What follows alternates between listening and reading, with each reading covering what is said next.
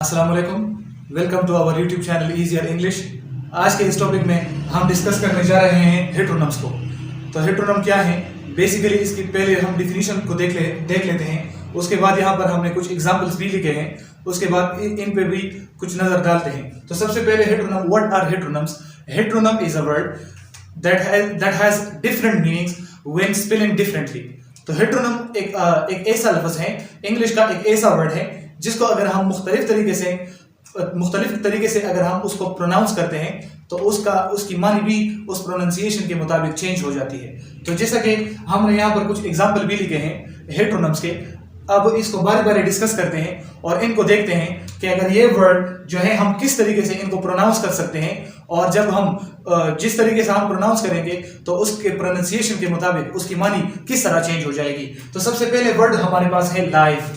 तो लाइफ, इसको लिव भी हम पढ़ सकते हैं, लाइव और लिव। तो हम जब लिव पढ़ते हैं तो लिव जो है इसकी मानी क्या होगी, और अगर लाइव पढ़ेंगे तो लाइव की मानी जो है वो क्या निकल कर आएगी, इसे देखते हैं। तो सबसे पहले हमारे पास एक वर्ड है LIVE, ये एक स्पेलिंग है। जिस तरह मैंने आपको पहले बताया कि हेट्रोनम एक ऐसा वर्ड है जिसकी स्पेलिंग स्पेलिंग तो सेम है, लेकिन इसकी प्रोनाउंसिएशन के मुताबिक इसकी मानी फिर चेंज हो जाती है। तो इसको हम पढ़ते हैं लाइव और लिव। तो सबसे पहले जो प्रोनाउंसिएशन है इसका वो है लिव। तो लिव की मानी सबको मालूम है कि लिव की मानी है रहना, जिंदगी गुजारना। फॉर एग्जाम्पल, कोई कहता है कि I live in Pakistan, I live in Lahore etcetera वगैरह वगैरह। तो इसका मतलब ये हुआ कि लिव का जो मतलब है वो है रहना, जिंदगी गुजारना।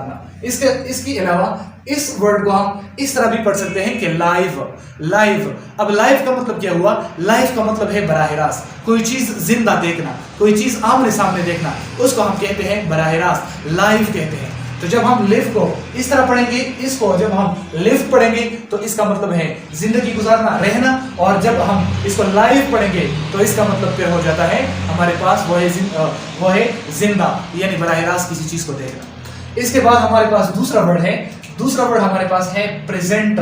ये वर्ड जो है इसको हम प्रेजेंट भी पढ़ते हैं और इसको हम प्रीसेंट भी पढ़ते हैं। सब एक बात और नोट कर ले कि जो सिलेबल्स, जो साउंड्स मैंने कैपिटल में लिखे हैं उसके ऊपर स्ट्रेस है, और जो मैंने स्मॉल में लिखे हैं उसके ऊपर स्ट्रेस नहीं है। जिस तरह इस वर्ड में यहां पर स्ट्रेस है प्रीज पे जो है वो स्ट्रेस है, और एंड पे जो है वो स्ट्रेस नहीं है। तो इसको हम इस तरह पढ़ेंगे कि प्रेजेंट।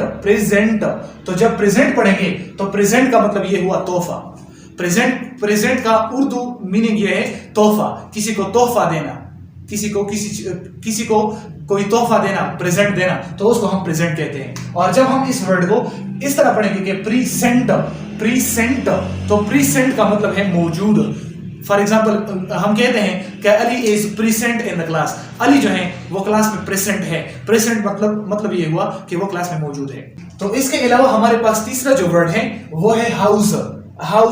इसको हम हाउस भी पढ़ते हैं, इसको हम हाउस भी पढ़ सकते हैं। लेकिन जब हम हाउस पढ़ेंगे तो उसका मतलब क्या होगा, और जब हम हाउस पढ़ेंगे तो उसका मतलब क्या होगा। यहां पर हमने इसका सिलेबल लिखा है, जिस तरह इसकी प्रोनाउंसिएशन है वो यहां पर हमने लिखी है कि इसको हम हाउस पढ़ते हैं, हाउस।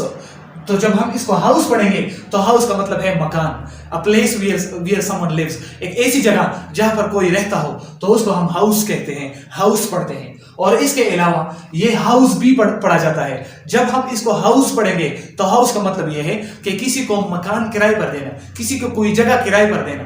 तो हाउस समवन का मतलब ये हुआ कि किसी को अपना मकान, अपनी जगह किराए पर देना। तो जब हम इसको हाउस पढ़ेंगे मतलब कोई और होगा, और जब हम इसको हाउस पढ़ेंगे तो इसका मतलब कोई और होगा। तो इनको कहते हैं हेट्रोनम्स। कि हेट्रोनम एक ऐसा वर्ड है जो हम मुख्तलिफ तरीके से उनकी प्रोनाउंसिएशन करते हैं। जब हम उसकी प्रोनाउंसिएशन करते हैं तो प्रोनाउंसिएशन के मुताबिक उसकी मानी भी चेंज हो जाती है। इसके अलावा हमारे पास ये वर्ड है MINUTE। तो इसको भी हम दो तरीके से पढ़ते हैं, मिनट और माइन्यूट। आप सब लोगों को पता है कि ये वर्ड जो है ये मिनट भी पढ़ा जाता है, और इसके अलावा ये माइन्यूट भी पढ़ा जाता है। तो जब हम इसको मिनट पढ़ेंगे तो मिनट जो है वो घड़ी वाला, टाइम वाला जो मिनट है उसको कहते हैं। सेकंड मिनट और घंटा जो है उसको जो है हम मिनट कहते हैं। और इसके अलावा माइन्यूट जो है, माइन्यूट भी इसको पढ़ा जाता है। अगर हम इसको माइन्यूट पढ़ेंगे तो इसका मतलब चेंज होकर ये हो जाएगा कि it is a tiny problem. We can also say that it is a minute problem. ये जो है ये एक छोटा सा मसला है, ये एक बड़ा मसला नहीं है। तो माइन्यूट का मतलब ये हुआ कि एक मामूली चीज है, ये जो है एक टाइनी चीज है, छोटा सा। तो माइन्यूट और मिनट दोनों तरीके से हम इसे पढ़ते हैं। इसके अलावा हमारे पास ये वर्ड है, हमारे पास अगला जो वर्ड है वो है RESIGN। तो ये जो स्पेलिंग है इसको हम इस तरीके से भी पढ़ सकते हैं और इस तरीके से भी पढ़ते हैं। हम इसको ये इस तरह भी पढ़ सकते हैं कि रिजाइन, जिस तरह मैंने आपको पहले बताया कि जो भी हमारे पास जो भी लेटर्स वो कैपिटल में होंगे स्ट्रेस उसी पर होगा। तो यहां पर स्ट्रेस जो है वो इन 3 लेटर्स पर है। ये जो पहले 2 लेटर है इनके ऊपर स्ट्रेस नहीं है। इसी तरीके से यहां पर भी इन 3 लास्ट वाले जो 3 लेटर्स हैं उनके ऊपर स्ट्रेस है और पहले वाले जो 2 लेटर्स हैं उनके ऊपर स्ट्रेस नहीं है।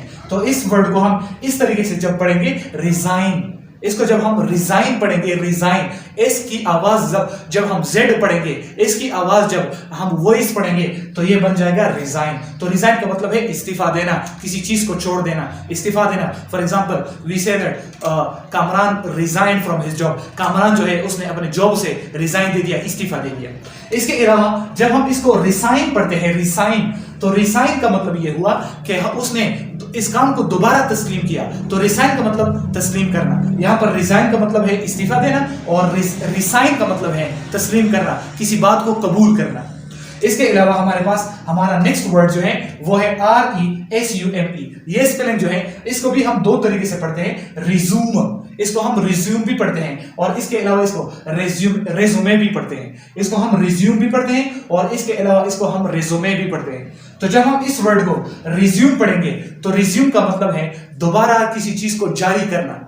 फॉर एग्जाम्पल आपने वीडियो चलाई है, वीडियो लगाई है और आपने उसको पॉज कर दिया है, तो आप उसको दोबारा रिज्यूम करते हैं। रिज्यूम का मतलब ये हुआ कि आप उसको दोबारा जारी करते हैं, दोबारा चलाते हैं। तो रिज्यूम का मतलब ये हुआ कि हम उसको दोबारा चलाते हैं। इसके अलावा जब हम इसको रेजुमे पढ़ेंगे तो रेजुमे का मतलब ये हुआ कि सीवी, खुलासा। सीवी को हम रेजुमे भी कह सकते हैं। सीवी हम कहते हैं कि मैंने जॉब के लिए सीवी जो है वो जमा की है। तो सीवी जो है एक आपका डॉक्यूमेंट होता है जिसमें आपका पूरा डिटेल लिखा होता है, आपका नाम, आपके वालिद का नाम वगैरह वगैरह सब जो है वो सीवी में लिखा जाता है। तो सीवी का फुल फॉर्म जो है वो है करिकुलम वीटा और सीवी को हम दूसरा नाम भी देते हैं रेजुमे।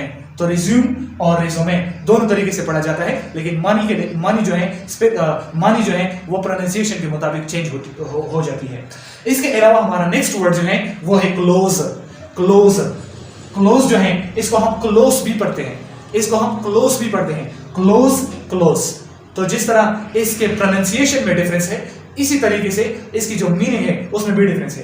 तो जब हम इस वर्ड को क्लोज पढ़ेंगे तो close mean to shut the door, to shut something, किसी चीज को बंद करना। For example we say shut the door. इसके जगह पर हम ये भी कह सकते हैं प्लीज क्लोज द डोर, बराए मेहरबानी इस दरवाजे को बंद कर दो। तो बंद करना के लिए हम क्लोज जो है वो लिखते हैं। तो इसको जब हम क्लोज पढ़ेंगे तो इसका मतलब है किसी चीज को बंद करना। और जब हम इसको क्लोज पढ़ेंगे तो क्लोज का मतलब है नजदीक, करीब।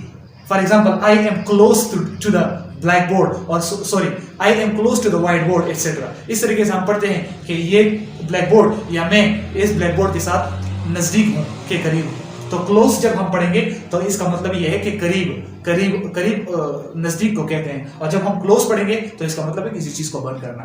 इसके अलावा हमारे पास अगला जो वर्ड है वो है CONTEST। तो ये वर्ड जो है इसको हम कंटेस्ट भी पढ़ते हैं, कंटेस्ट, और इसको हम कॉन्टेस्ट भी पढ़ते हैं। कंटेस्ट, कॉन्टेस्ट, इसको दो तरीके से पढ़ा जाता है। जब हम इसको कंटेस्ट पढ़ेंगे तो कंटेस्ट का मतलब है टू आर्ग्यू विद समवन, किसी के साथ झगड़ना, किसी के साथ लड़ना, तो उसको कंटेस्ट कहते हैं, कंटेस्ट। और जब हम इस वर्ड को कंटेस्ट पढ़ेंगे तो कंटेस्ट का मतलब है किसी के साथ मुकाबला करना, कंपटीशन करना। तो कंपटीशन के लिए दूसरा जो वर्ड इस्तेमाल होता है वो है कॉन्टेस्ट। तो जब हम इसको कंटेस्ट पढ़ेंगे, कंटेस्ट दोबारा से बता देता हूं, कंटेस्ट का मतलब है लड़ना झगड़ना और कॉन्टेस्ट का मतलब है मुकाबला करना। तो आज का ये वीडियो यही खत्म होती है।